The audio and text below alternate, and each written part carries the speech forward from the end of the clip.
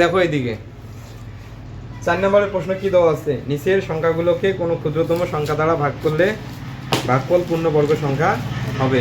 ঠিক আছে, কোনো ক্ষুদ্রতম সংখ্যা দ্বারা ভাগ করলে ভাগফল পূর্ণবর্গ সংখ্যা হবে।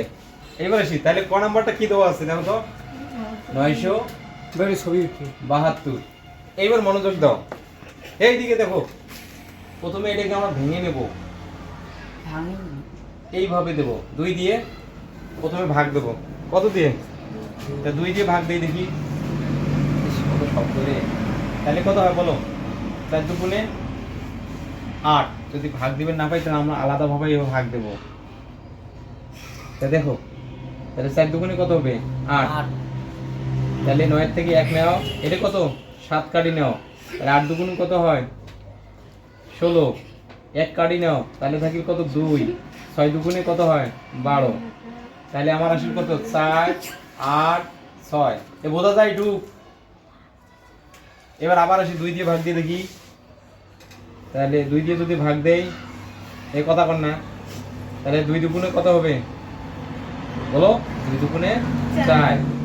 তাহলে আমি 8 কেটে নিলাম, 4 দুগুণে 8, তাহলে 6 কেটে নিলাম, 3 দুগুণ 6।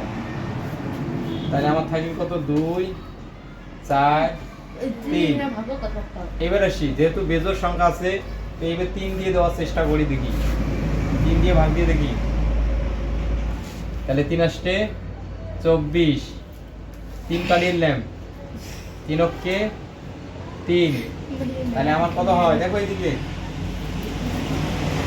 এইবার মনোযোগ দাও, আবার 3 দিয়ে দেই, আবার 3 দিয়ে দাও তো দেখি কত এসে। 3 দিয়ে দিলে কত এসে দেখো, 3 দুগুণে 6।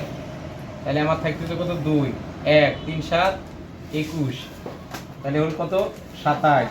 এবার আবার দেই 3 দিয়ে, 3 নং 27, আবার 3 দিয়ে দাও, 3 তিরিকে 9।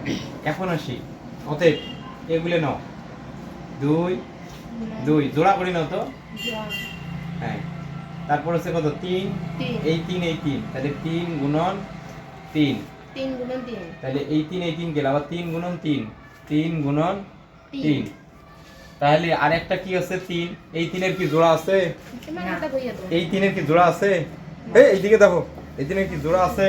যদি জোড়া না থাকে, তাহলে যদি জোড়া না থাকে তার মানে আমরা লিখবো অতএব সংখ্যাটিকে, মানে জোড়বিহীন যেটা বলা হয়, অতএব সংখ্যাটিকে 3 দ্বারা